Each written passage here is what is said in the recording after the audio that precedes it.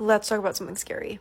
If you're new here, hi. I usually talk about some scary stuff, and I actually have an email where anyone who finds this page can send me their ghost stories. And I get a ton of emails during the week, but this particular story I have not had any other people email me about. So let's get into it. This story comes from a woman named Lauren who says when she was 16, she went on an Outer Banks ghost tour. And no, I'm not talking about Outer Banks, the show. I'm talking about Outer Banks, the actual physical place. On this tour, the ghost tour guide actually gave Lauren the EMF reader, which made her essentially like the ghost detector for the entire night. But one of the destinations on the tour was a bench that supposedly a very young man sat at every day while he was alive, and he was connected to the bench. While they were there, everybody's very hesitant on sitting in the bench, obviously because the ghost tour guide is kind of freaking them out with the stories about this man, and then dares Lauren to sit on the bench. Without even thinking, she sits down, and immediately the EMF detector goes absolutely insane. And if you've never seen what that looks like or what that sounds like, please look it up because it is kind of scary. I personally am not a fan of the noise, but the tour guide kind of like tilts her head and is like, I've never seen that happen. But I know that the young man who's attached to the bench really likes young women. And when young women visit him, and immediately she's like, yeah, right. Hands it to her sister. EMF goes absolutely silent. Her sister's sitting right next to her on the bench.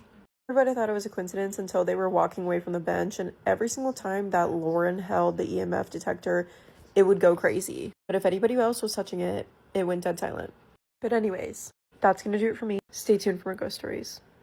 Don't go to Crybaby Bridge. This may be one of the scariest stories I've ever told. I grew up in a town not far from this bridge, and the story goes a little something like this. Late one night, it was raining. This was back in the 1930s. A woman was driving a school bus full of children to school. They were driving over the bridge when another car came out of nowhere. It hit the bus and there were no survivors. But that's not even the scariest part. Legend has it if you go to Crybaby Bridge, bring flour and cover your car with it, and you put your car in neutral while you're going up the bridge, up the hill, the car will roll up the hill. And when you get out, you will be able to check on the back of your car. It will be covered with children's handprints. One year, me and my friends decided to go check out Crybaby Bridge for ourselves in Moore, Oklahoma. Now, every state has a Crybaby Bridge with a little bit different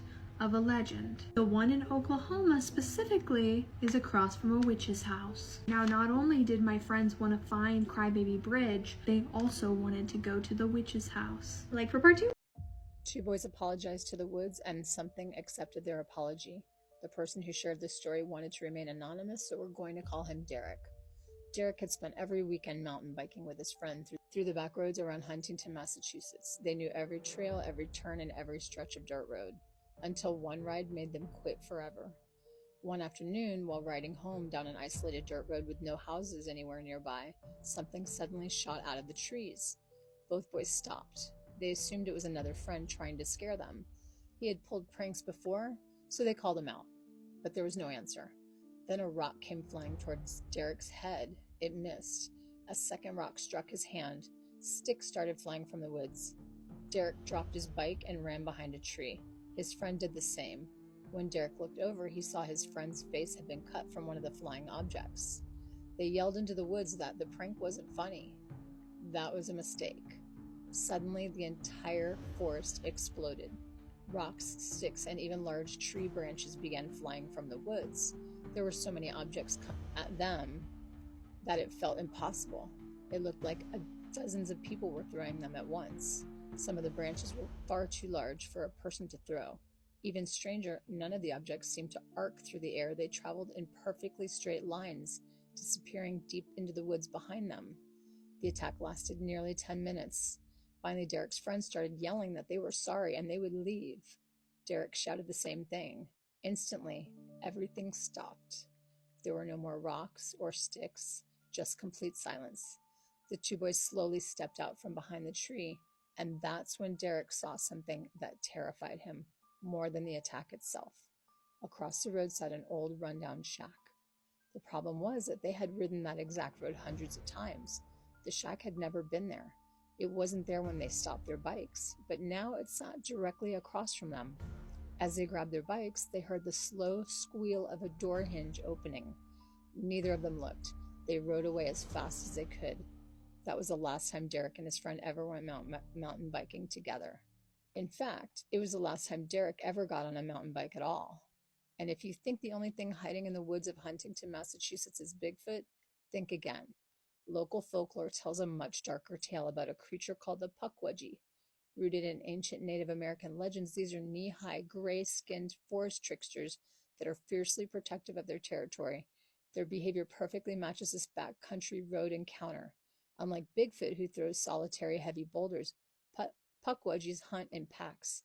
They use supernatural speed to launch rapid-fire barrage of debris, moving so fast it creates the illusion of a dozen attackers. But what about the massive tree branches? According to Algonquian lore, Pukwudgies are powerful elemental spirits that rely on magic, not muscle. They can telekinetically manipulate the forest, propelling heavy branches and stones with bullet-like velocity. This explains the terrifying physics the boys witnessed. Massive objects defying gravity, zipping past them in a perfectly straight line with absolutely no natural arc. Pukwudgies are also highly intelligent. The moment the boys shouted an apology and promised to leave, the attack instantly stopped, proving the entities fully understood them. As for the mysterious shack that completely vanished later, Pukwudgies are absolute masters of magical illusion, known to materialize phantom structures just to disorient anyone who dares to trespass on their road. So what do you think? Was this a coordinated Pukwudgie ambush, or is there something else hiding in the Huntington backcountry? Let me know your theories in the comments below. This ghost picture is bound to give you the heebie-jeebies. Just a side note, I have no fan, and yes, I am sweating my absolute arse off, like most of you in the UK probably are right now. We're not used to this, are we? No, we're not. Now, this ghost picture was sent to me by Dawn, and she said her cousin was at an abandoned asylum, and there was no one in this building when they took this picture. Just going to pop myself down here so you can see this picture, but do you see it? Let's have a closer look, shall we? This is it closer. Now, as you can see, I feel like it's got a towel wrapped around it. It's a man, and the top of the towel ends here, and there's like the armpit crease just over here that goes down there. Like almost like they're just looking out the window being like, who the hell is that taking pictures? I can quite clearly see like a male face here, even though it does look a little bit blurred and distorted. What do we make of this? Originally, it kind of looked, I thought it might be a female, but I don't really think it is now. I definitely think it's male. But you guys have a really good eye. Let me know in the comments what you think this is. Is this a spirit from the asylum who died there, looking out the window to see who on earth was outside? I'll let you decide. Let me know in the comments. If you've got a creepy picture like this, where you just don't know what you've captured, or a family member or a friend has captured, and they're happy for you to share it with me, please email me, thedarklingchronicles25@gmail.com, or you can send me a picture and a message on TikTok or on Instagram, wherever you are. I cannot wait to speak to you, and I'll catch you for some more ghost tea in the next one. Please send me the pictures. I bloody love them. Back in the 60s, this boy's family inherited an antique bedroom set from his deceased uncle, but the uncle was still attached to it. Back in the 1960s, my family was given an antique bedroom set that belonged to my deceased uncle. It was old, but beautifully made. The kind of furniture built to last for generations. But there was something about it that felt different, almost like it carried a piece of the past with it. My younger brother and I shared the bedroom and slept in the same bed. One night, I woke up and saw a man standing in our room. I watched as he slowly walked out through the doorway. I was still half asleep and convinced myself it had only been a dream. I closed my eyes and went back to sleep. Later that night, I woke up again. This time, I saw the man return. I watched in disbelief as he moved towards the old mirror in the room. Then, something happened that I still cannot explain to this day. The man climbed into the mirror and disappeared. I was terrified. I didn't know if I was awake or dreaming. I said nothing and stayed completely still, hoping it was over. The next night, I decided to stay awake.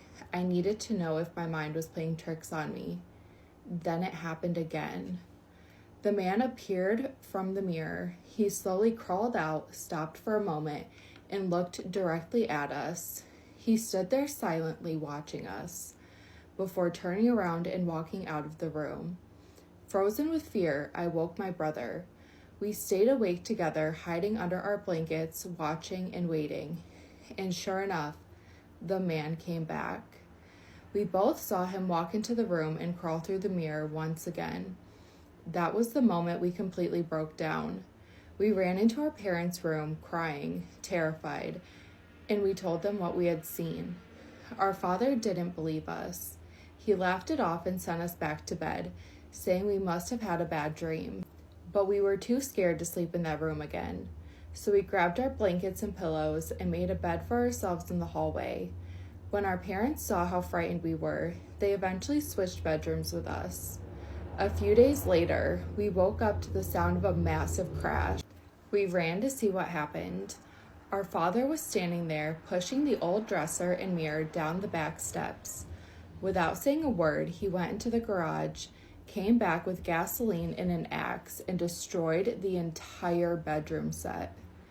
He burned it. He never explained what he had seen. He never admitted anything, but we knew. Whatever it was, he had seen it too. Later, my mother asked us to describe the man. We told her everything we remembered. She became quiet. Then she told us that the man we described looked exactly like my uncle, the very person who had owned the bedroom set before he died. To this day, I still don't know what I saw that night. Was it a dream? A memory? Something connected to that old mirror? I may never know, but this story will haunt me for the rest of my life. Let's read some creepy Appalachian Mountain stories. What is the scariest, most uncanny experience that you had in the Appalachian Mountains? This is the first story. I lived in the partially secluded rural countryside, and one midnight I had woken up and the house behind mine was on fire, with the smoke filling the air. I had approached the house within a 15-yard distance, and the only people that I could see were the residents of the house. So, as I'm standing there watching, a young woman creeps up beside me, dressed in a solid white nightgown with long gray hair. I turned my head toward the fire and turned my head back in a split second to see she had completely vanished with no trace. I'm not one to believe in ghosts, but it was a very supernatural experience. This didn't happen to me, but happened to my mom in the late 60s. My mother grew up in New Hampshire, but was born in Virginia. One year, she was about 4, she was getting dressed in her snow clothes to go outside. She had a younger brother and he was 3. My grandmother would dress her and then go and dress her brother, and by the time she got back, my mom would have taken off all her snow clothes. So, to fix this, she dressed my mom and stuck her outside with the dogs right after. My mom just wandered off into the forest. They lived pretty much in the middle of nowhere at this point. The dog went with her and she was missing for 2 days. The dog returned home.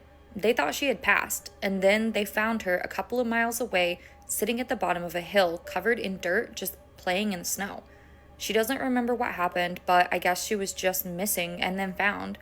Even though there were tons of search efforts in the 2 days that she was missing, like with dogs and everything. She was also missing a lot of her snow clothes, which were never found.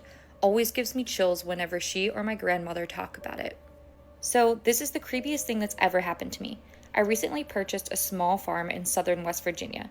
Since I moved into this place, I got this odd feeling that something was watching me when I would go outside at night, but I just shrugged it off as nothing and kept doing my thing. Well, about a week and a half ago, I'm outside about 4:30 a.m. getting ready for the day when I start to hear what sounds like someone speaking, but just outside of the range where I would be able to understand what they had said. Naturally, I assume someone is trespassing, so I grab a weapon and walk into the tree line to see if I can locate them. Keep in mind, it's still pitch black outside. I see at the top of the hill a light that I assume is the headlight or flashlight of said trespassers. I immediately shine my light at them and yell at them that they are on posted property. The light continues to move about the woods like whoever controlled it couldn't hear me or see my light, so I grab my dog and start to head to them up the hillside. The forest is pretty dense and it's pitch black, so I was making slow progress. Well, when I was within 150 feet of the light, it just cuts off. I immediately yelled, "This is private property." while slowly walking to where I saw the light turn off. I walk maybe another 100 yards, scanning the trees with my headlamp, and I lock onto two big green glowing eyes, and I immediately freeze. Me and these eyes are locked in on one another, and I notice that however I move, this thing mimics me perfectly. It mimics my movements in real time with absolutely zero lag. I move my head to the left, so does it. This trips me out, and I say out loud, "Is that a mirror in the woods?" Completely perplexed at how it mimics my movements, and I swear this thing shakes its head no. I immediately almost piss myself and get this overwhelming sense of dread that washes over me. I say out loud, "If you come in my direction one more inch, I will smoke you." This thing immediately drops down behind the bush and I lose sight of it. I say out loud, "I'm gonna go back down the hill and you do whatever you were doing." This thing looks at me for another probably 10 seconds or so, and then out of nowhere bolts to my right, over the hill in what sounded like an attempt to flank me. I immediately begin backing down the hill super fast, fighting the urge to turn my back to where it was and sprint down the hill. Needless to say, I make it home, go inside, and lock my door, absolutely shocked at what just happened. The craziest part was my dog never once acknowledged this thing was there. It was like my dog couldn't detect it at all. This thing looked like a 7-foot tall, skin and bones person that ran on all fours. I racked my brain trying to figure out what it was. Maybe a sick bear, a sick person, but literally nothing makes sense. Luckily, I did get a picture of it, and in the picture, all you can see is the green glowing eyes.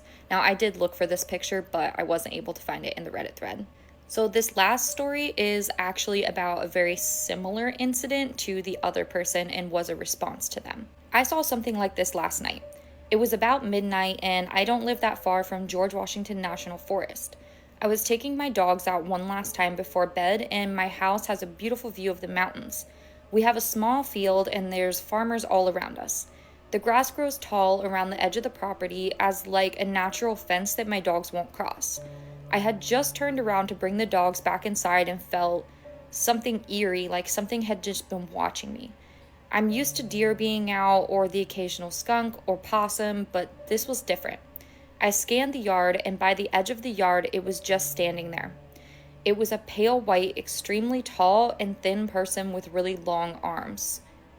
I practiced the "if you see it, no you didn't, and if you hear it, no you didn't," and got my dogs inside. I don't think I have ever moved so damn fast in my life. So I was doing some digging, and the last two experiences sound like what people call the Appalachian pale crawlers, and I guess that's a pretty common thing to see around the Appalachian Mountains. If you have ever seen anything like this or heard of these, let me know in the comments. I would love to hear everybody's really creepy experiences with the Appalachian Mountains. I did also find other stories where people had experiences with pale crawlers in the Appalachian Mountains, so if anybody wants to hear those, let me know in the comments and I'll do a part 2. I've had a few paranormal experiences, or whatever you want to call them, as a hospice nurse, but here's my absolute favorite one. And it's my favorite because it's changed the way I looked at death and dying, and it's really helped me and have no fear around death and dying, and I think it can help you too. So even though I'm always afraid to tell this story because it makes me sound a little nuts, I still like to tell it. So years ago, I had a patient who was about middle-aged. He wasn't ready to die. I feel like our hospice team really helped him on his journey. We had many, many talks about death and what it's going to be like and his thoughts and beliefs, and we became friends. So when he was actively dying, which is like a few days to a few hours before death, we had a continuous care nurse there with him 24 hours a day. And I went to go see him as the case manager, and I could tell he was likely going to die that day. He was unconscious, changes in breathing. I could just tell, like, I think today's the day. So I told the continuous care nurse, like, hey, when he dies, make sure you text me and tell me. And then I quietly said my goodbyes in his home and went to my car. And I wasn't sad. I was happy for him. I felt like we did a good job. He looked comfortable. He looked peaceful. And in my car, I kind of said my final goodbyes and just said thank you for being my friend. I hope you have a peaceful transition. It was wonderful meeting you. And then suddenly, and I don't know how to explain this because this has not happened since and it never happened before. So all I can say is, and then suddenly I could hear his voice in my head, and I could feel feelings that he was I think making me feel, and he was talking to me, he went, oh my gosh, Julie, oh my gosh, Julie, I can't believe this. I can't believe this. And I could feel how good he felt. Like I could cry right now feeling it, because I can kind of feel it now. It's like exuberance and joy and the most free you could ever imagine. And he was saying, like, it just kind of, he almost was shocked too, like, oh my gosh, Julie, if I only would have known, if I only would have known. And what he kind of meant was, like, if I only would have known, I wouldn't have been so worried about this. And he was helping me, or showing me, like, a feeling, like it was joy and freedom and exuberance. And he was just going, oh my gosh, Julie, oh my gosh, Julie, I can't believe this. I can't believe this. And this is why you don't go exploring creepy and haunted buildings with your friends. But Jake, Chris, and Silius did have other plans that night. They were just 3 high school best friends, and they all had a drive for exploring haunted buildings. And the building they stumbled across was a haunted church next to a graveyard. However, Jake was already visually nervous and did not want to do that, but his friends did convince him, so obviously he didn't want to wimp out, and of course he went. It's about 9 p.m. at night now, and now the 3 boys have arrived at the church. Jake stays near the entrance of the church, Chris explores the side of the church, and Silius goes into the attic. Silius realized that there was nothing in the attic and he just wanted to climb back down. That is until he saw Jake standing right at the bottom of the stairs looking at him blankly with dark eyes. He didn't really know how to feel, so he did try to confront him, but he just kept staring at him and didn't say a single word. Until he got down, he tried to say, "What is up?" and he just walked away, looked at him, and disappeared. Petrified, he doesn't know what to do, so he tries to run and go to Chris. Chris was the guy who was exploring the side of the church. Chris did tell him that no, Jake has actually gone back into the car, and he was in the car the whole time because he was nervous and he didn't even go in the first place. Basically, he doesn't know how to feel, so he's like, what do I do? What do you mean? No, I just saw him looking at me. Meanwhile, Jake is looking at Silius, saying all of this stuff and he's not familiar with because he was in the car. Silius doesn't understand the severity of the situation and that he was not alone in the attic. Obviously, the boys are scared now. They don't know what to do, so they're like, okay, let's head back home. So, Chris is driving, Silius is in the front, Jake is in the back. Silius sees Jake through the little mirror and he sees him again staring at him with dark, dull eyes. That is until afterwards Jake attacks Silius. Chris doesn't know what to do. He stops dramatically and crashes into a tree. The boys do, of course, survive because it wasn't a very severe crash. It was just a little crash. That is until Chris and Jake are staring at each other because Silius is freaked out and is shouting at Jake, "Why did you do that? Why did you attack me?" Everyone is staring at Silius, but Silius is the only one who remembers that. Chris and Jake don't remember anything. They just think he's crazy. Time has passed. The boys are still friends. Nobody still believes in him.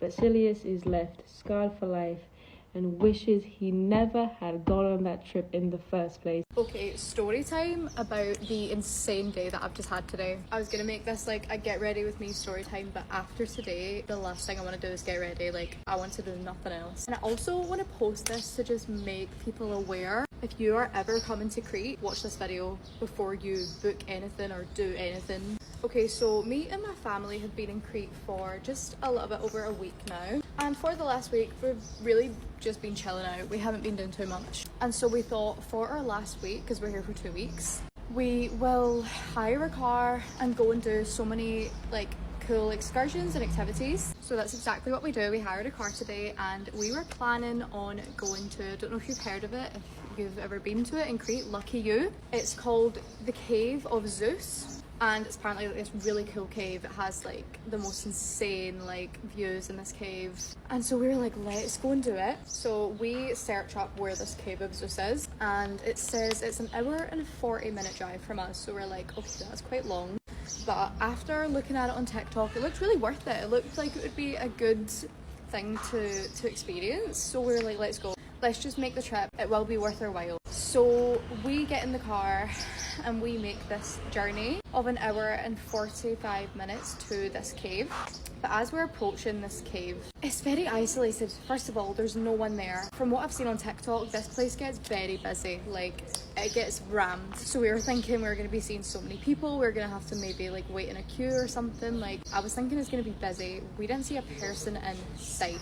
So that was the first red flag. But anyway, we pull up after driving up the most gravelly, undrivable road ever. We park the car, we get out, and we start walking up this hill to where it looks like the entrance would be. And we see these two people there. And from what I've seen on TikTok, this cave has an entry fee. I think it was between like 6 and 12 euros or something, which obviously isn't bad. So we go up to these people, we're like, hi, we're here for the cave. And they're like, oh yes, yes, the cave. And then she basically just says, go in and explore. To me, that was the second red flag, because first of all, she didn't ask us for any money. And second of all, what do you mean go and explore? Like, where's the cave? Like, I don't see, and there's nothing here, right? I'm so confused at this point. But anyway, we were just like, okay, like, we're so naive at this point. We're like, yeah, it's just, we're gonna see the cave in a minute, it's fine. And from what I've seen on TikTok, there was like a hike up to the cave, and we didn't do any of that, and I was just really skeptical. I was getting so skeptical at this point. So anyway, we see this cave, right? It's like a hole in the side of the mountain. Doesn't really look like what I've seen online, but I'm like, yeah, let's go and see, maybe it's different inside. So we start walking down the stairs to this cave, and straight away I'm like, this is not the cave I've seen on TikTok. This is not the Zeus cave that I've seen on TikTok that has all these amazing views and these amazing lights all over the place. This is just a hole in the side of a mountain. And in the actual Zeus's cave, it keeps going deeper and deeper and deeper. Like, you have to go down all these stairs and stuff. We went down like one set of stairs and we were at the bottom of this cave. And we're like looking around like, okay. So anyway, I'm getting really confused at this point. I'm like, I didn't have any service inside this cave. I was like, let me go back up to the top, which took me 2 seconds to get to the top of this cave. Yeah, I'm like, let me go and get some service and I'll search it up on TikTok and see what's going on here, right? So I do a bit of research. The actual Zeus's cave that we thought we were going to and we thought we were at was another 2 hours away. 2 hours. But apparently Google Maps thought it would be okay to have, it was actually 3 different locations that were all called Cave of Zeus. So we're at the complete wrong cave. This is not Zeus's, this is not the cave. Like, it's not it, okay? So we are literally defeated at this point. We have just driven 1 hour and 45 minutes to get to this hole in the side of a mountain that's literally can't even be called a cave. So we're literally sitting there at this point like, what do we do? We've arrived at this location that took us nearly 2 hours to get to, and we've been here for 5 minutes and seen everything there is to see. So then we come up with the genius idea to go to the Lake Kurnas, I think it's called. It's like a famous lake here in Crete, and you get to drive little pedalo boats. Like, it's a really nice, like, you can swim in the water. It's like the only like freshwater lake or something. Like, it's a really cool, like, nice looking lake. And we searched up where this lake was, and apparently the lake was 1 hour and 15 minutes away from this cave that we were at. And we were like, do you know what, let's make our day worth it. It's still early in the day, we'll drive to this lake, we'll have a really nice day at the lake. Yeah. So we begin this 1 hour and 15 minute journey to the lake. And it gets to like 5 minutes away from this lake that's supposed to be this big, massive, gorgeous, beautiful lake. We are getting there closer and closer to the location of this lake, and there's nothing in sight. It is just gravelly roads, it is just dry, grassy mountains. There's not a body of water in sight. So we eventually pull up to the location. Map says we've arrived. We look around, there's no lake. And I had actually made a joke saying, oh my god, imagine like we try and go to the lake and there's no lake. Like, I had made that joke because obviously we had tried to go to the Cave of Zeus and it wasn't the Cave of Zeus. I was like, imagine it happened at the lake too. It happened at the lake too. So we are genuinely like depressed at this point. Everyone's sitting there, we're hungry, we all need to pee. It's not fun. And again, I'm telling my dad to keep driving because again, I have no service, and I'm like, let me get some service so I can look up what's going on here. Why have we arrived at the lake and there's no lake? I finally get service. I search up where this lake is. We are like 2 hours away from this lake. How has this happened again? The lake is actually at the other side of the island, and it's actually only 30 minutes from where our hotel is, and we are currently like 2 hours away from our hotel. At this point, we have been driving for over 3 hours and we've gotten absolutely nowhere. We see what time we would be able to arrive at the actual lake, and it says 5 p.m. By this point, we're like, there's literally no point of going to the lake at 5 p.m. Like, it's gonna start getting dark. So like there's no point. So we end up just driving home, and now we're home. And we just spent the whole day driving around the mountains in the middle of Crete doing absolutely nothing. But it just literally angered me, because why does it say on maps these names when it's not actually these places? Like, has someone just went and put these into maps? Like, how is it allowed to be called that when it's not the actual place? And yeah, we just ended up wasting a full day of our holiday driving around looking for these places that aren't actually, well, they do exist, but they're just in completely different places than what they say they are on that. I don't know if it was just us being dumb, like if we probably should have looked into it more, I don't know, but I just wanted to post this just in case anybody makes the same mistake as us. Don't do it. It ruins your holiday. We're lucky we're here for 2 weeks. We still have like just under a week left. We still get to go and do these things, but we just wasted a full day. Don't do what we did. Statistically, what do you think will happen to you first? Having to do a term as Prime Minister of the United Kingdom, or being cast for a run in 222, a ghost story on the West End? Me personally, I think I'd like to have a go at being Prime Minister. I mean, I can't be as bad as this lot. I think I would be firm but fair. I think we would all have a lot of fun if I was Prime Minister.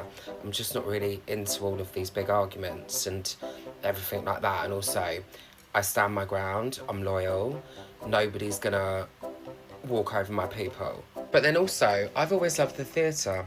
I've loved the theatre since I was a kid, so maybe having a go on that would be nice. But then who's to say that in my life I won't do both? Because both of them seem very highly likely at the moment with the rate that this lot are going. Now, I use both of these as an example because both of them are meant to hire from a pool of expertise, even though I don't really understand how somebody can be like the Minister of Transport, but like they know nothing about trains, do you know what I mean? Food for thought, ladies and gents. I've got a ghost in my house. Listen to this. My house is basically built on what used to be a hospital, and the back of my house, over there, you can't see it, but over that way, is a graveyard. So it's definitely haunted. My son, he's got a little toy, like a teddy kind of thing, and if you talk to it, it will basically repeat what you've just said. And bear in mind, this toy you have to turn on, so you have to press a button to turn it on for the toy to work. The teddy was not on. There's like quite a stiff button you have to press. The teddy was not on. Chilling, just me and the dogs downstairs chilling. Teddy turns itself on its own, and it says, "Do you want to play with me, baby?" Now, to any normal person, I am not normal. To any normal person, you'd probably shit yourself. But me, I shut up and I went, "Yeah, I fucking do. Come play, baby." Anyway, done some digging. It turns out we have a little girl in the house, age 9, called Sarah, and she wanted to play with my son. If you have never heard stories about the feral people, this is sure to be quite the introduction. If you like spooky stories, strange disappearances, or weird phenomena, get comfy and stay for a while. I apologize for my several week leave of absence. I was quite sick, but I am back now and feeling better, so let's get back to telling good stories. Our story for today is from the Reddit thread Backwoods Creepy from username YeetBoy0123. Early in January of this year, I accompanied my grandfather down to eastern Tennessee to the small rural town he grew up in. After Hurricane Helene, my grandfather wanted to see how his childhood home, which is about a 20-minute drive east of the town, had fared during the devastating weather. While on this trip, however, my grandfather shared with me a lot of stories about his childhood, growing up in Appalachia, and a lot of other things. I learned a lot about him that I had simply never known. One story in particular, however, was genuinely scary, and I had trouble sleeping the night after hearing it, and I still occasionally have weird nightmares about it. I will recount that story below. In February of 1954, a few weeks before my grandfather turned 12, his family's little farm had been experiencing some attacks on their animals, mainly the chickens. In the weeks before, they had lost 7 or 8 chickens from their flock of 30 or so. They had a small property, an acre or two, in the foothills of the Appalachian Mountains, specifically near a place called Hall Mountain. One night during a fairly heavy snowstorm, my grandfather's family was awoken to the sounds of chickens screaming and flocking around in their coop, some 70 or so yards away from the house. My grandfather and his dad, Paul, immediately jumped into their boots and coats and ran outside to confront what they believed would be some coyotes. As they ran outside the back door, my great-grandfather with his rifle and my grandfather with a pellet gun both stopped dead in their tracks as they saw what my grandfather described the nastiest, most foul-looking human-type creature you could possibly imagine. A light on the barn illuminated the creature, and my grandfather said that it was almost bare naked, save for what looked to be a bear pelt draped around its shoulders, and had a dead chicken in its mouth. His dad, Paul, snapped out of his shock and fired a few rounds at the creature. He nicked it once in the upper thigh as it ran across a field, initially on two legs, before dropping down to all fours and disappearing into the woods. My grandfather and his father stood there in shock. They made sure the rest of the chickens and the other animals were all right before my grandfather was told to go back inside, check on his mom and sister, and to go back to bed. Apparently, Paul stayed outside for a few hours, pacing back and forth on the porch, waiting for that creature to come back. My grandfather said he hardly slept the rest of the night, and when he got up the next morning, he saw his father in the living room on their phone. As he was eating breakfast, his father came into the dining room, whispered something to his wife, and sat at the table. When my grandfather finished eating breakfast, his mother left the room, and his father cleared his throat and started talking. "I was on the phone with your uncle. He'll be here this afternoon with your cousin. We're going to follow the blood trail that was left behind by whatever creature we saw last night. It went down into the holler on the mountain." My grandfather said he just shook his head quietly and didn't really speak for the rest of the morning. By 12:30, himself, his father, his Uncle Peter, and his cousin Samuel were all walking northwest into the woods following the bloody trail left behind the previous night. My grandfather said it felt like an hour or so must have passed before anyone spoke. His Uncle Peter, who was much more of a hunter than Paul, stopped everyone and pointed at something slightly up the trail. The tracks led up to a spot in the snow that was just soaked in blood. My grandfather said it looked like something had just keeled over and died. What really shocked them as they approached it, however, was how it appeared like whatever had laid there had been dragged deeper into the woods. They began following the new trail that had been dragged through the snow and began noticing multiple sets of tracks. Tracks which were made by bare human feet alongside the dragged trail. It was at this moment when my grandfather noticed his father switching the safety on his rifle to off. They trekked alongside the trail a little farther until they reached a small, frozen stream. On the other side of the stream, tucked under a massive cliff overhang, was a cave entrance. My grandfather said it was about 20 feet across and maybe 6.5 feet tall at its tallest. The bloody drag marks and the multiple tracks led right across the stream and into the cave. Paul and Peter told the boys to wait behind a rock, and if they didn't shout back that they were okay in 5 minutes, to run back home and call the police. They walked over the river and stood at the cave entrance before shining a light into it and slowly walking in. My grandfather said that about 4 minutes passed before they heard his uncle's voice, but that it seemed like an eternity. They saw his Uncle Peter come out, and his father shortly followed. My grandfather said that they were both pale as ghosts and that they hardly spoke on the long hike back. My grandfather and Samuel begged Paul and Peter to tell them what they saw, but the two men wouldn't budge and said that they would all talk later. They all returned to my grandfather's house around 3 o'clock that afternoon, and his Uncle Peter and Samuel immediately got in their truck and left without saying a word. My grandfather and his father walked in through the back door into the kitchen where his mother was waiting anxiously. Paul hugged her and whispered something to her. She nodded and went into a separate room. Paul sat down at a desk in the kitchen and motioned for my grandfather to bring a chair over and sit. My grandfather did so, and this is what Paul told him, apparently verbatim. "Your uncle and I went into that cave and we saw people. They weren't people like you or me or anyone that you know. They're very different. They live deep in the woods and don't leave hardly ever. They're almost like animals, I suppose. You might call them wild. It seems like they've lived deep in those woods and hollers longer than anyone has ever been here. We saw the person I shot last night. He must have died. His people were giving him a burial, I believe. They saw us and they acknowledged us. They didn't seem mad, but I know we weren't welcome back there. Tommy, do not ever go across that creek. Everything over it is theirs, and we will leave them to it. My grandfather said that was the only time his father ever spoke of what he saw in that cave. His father never went back, and neither did he. I know the whole feral people concept is up in the air, and most people don't believe it, which I completely understand. Honestly, I don't think I do either, but the way my grandfather spoke about it, the sincerity with which he spoke, and the tone of his voice during certain parts of the story, I fully believe he was being honest. He truly saw his father fatally shoot a feral human, and his father and his uncle truly saw a small feral community living in a cave deep in the Appalachian Hills.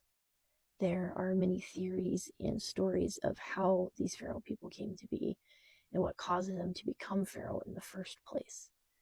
I don't know which story is true, or if all of them are true to some degree. The concept of feral people certainly is a little unnerving.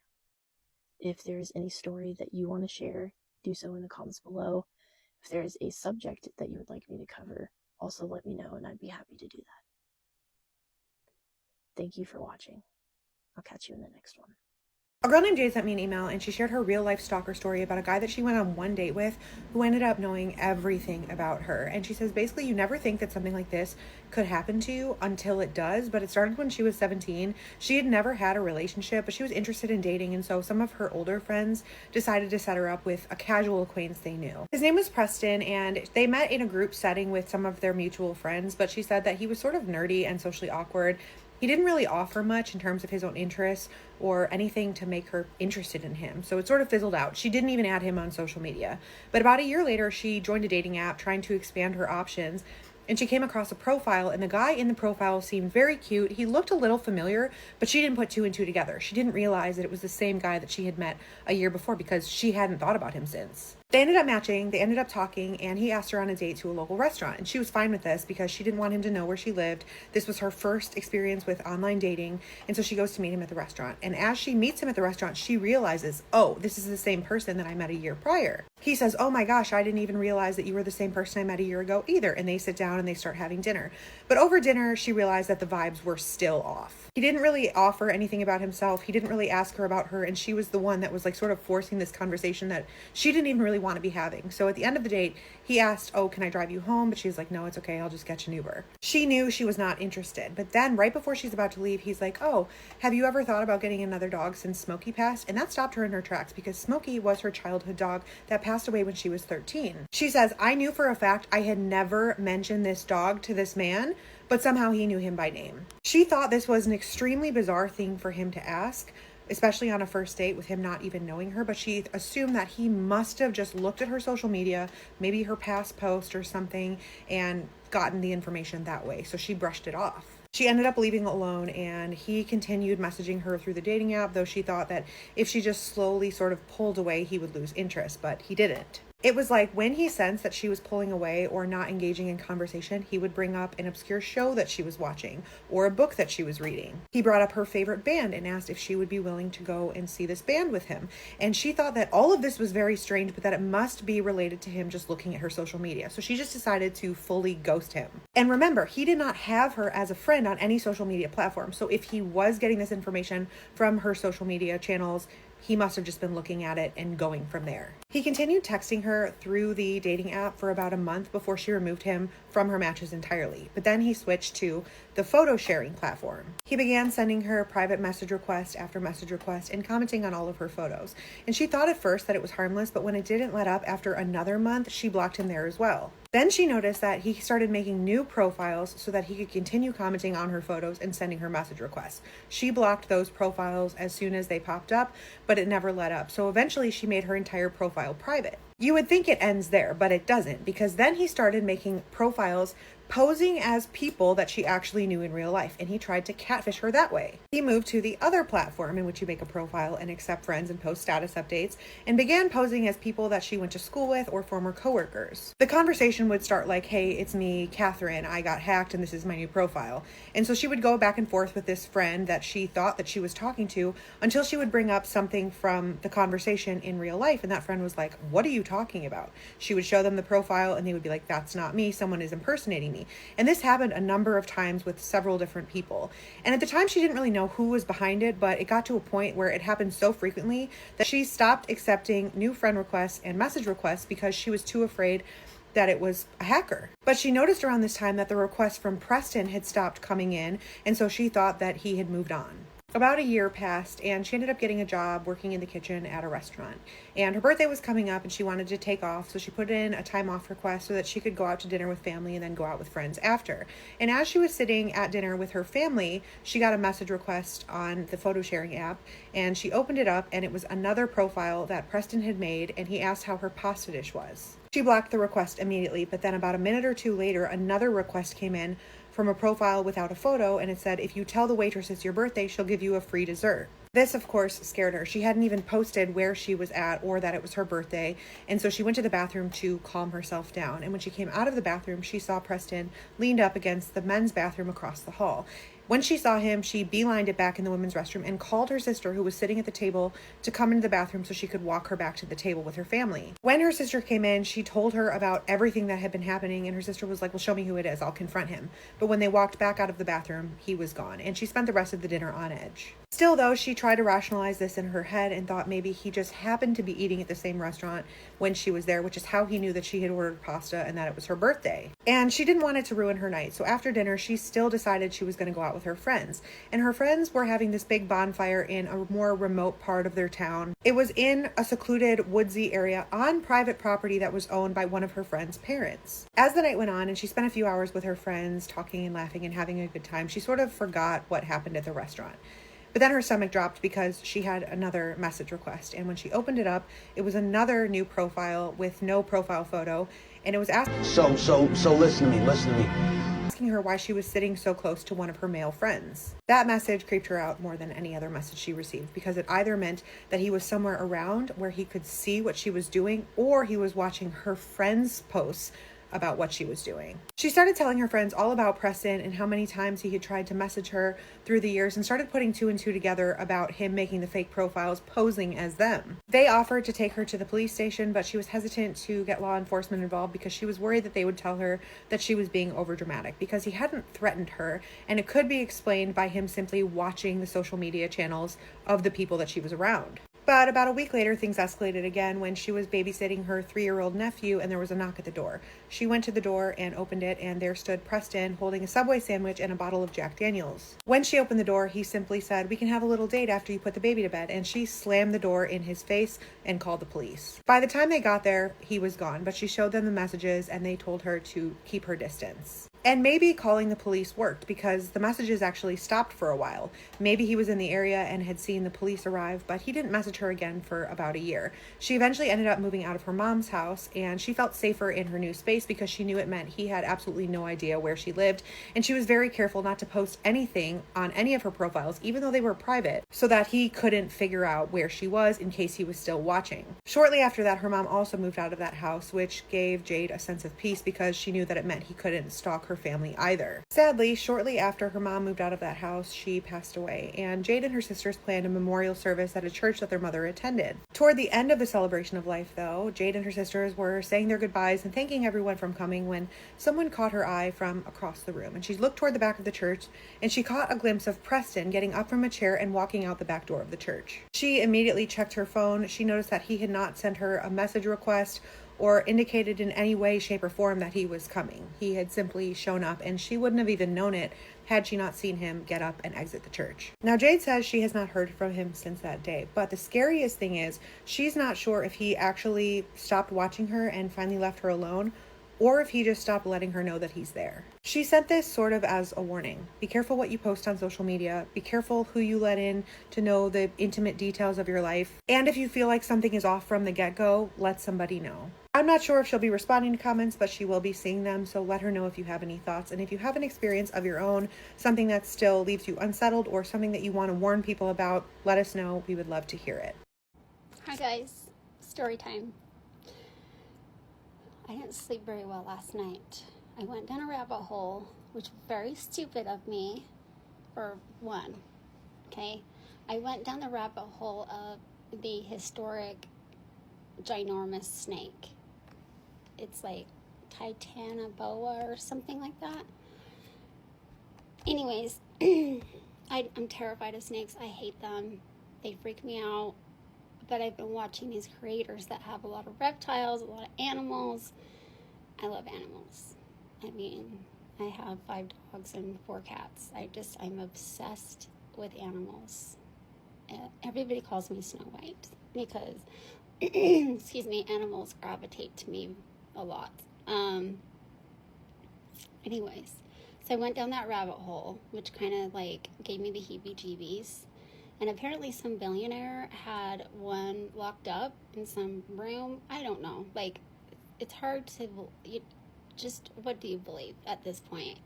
Also, there was like a pilot that saw a 100-foot one with a big 3-foot head. And okay, the other thing is I am moving my warehouse. So I am moving to a new building, which is fantastic. The one that we are in right now is a historical building. It really, at this point, it just needs to be demolished. Has a lot of problems, but it also has a ghost friend. And I'm gifted, so I can pick up on things. So I knew it was there for a while. There's one area of that warehouse that I won't go because I know that it's there. So there was a picture taken and our friend made an appearance, and I don't know if he's saying, yes, I'm real, or he's sad to see us go. Either way, but I will tell you that it's a real picture. It's not AI, it's not photoshopped. I'm gonna include it here and you can see for yourself. He likes to play with red balls. I do know that. That's what the warehouse guys told me. And yeah, so tell me what you think in the comments when you look at this picture. I hope I get better sleep tonight. I love you guys. Talk to you soon.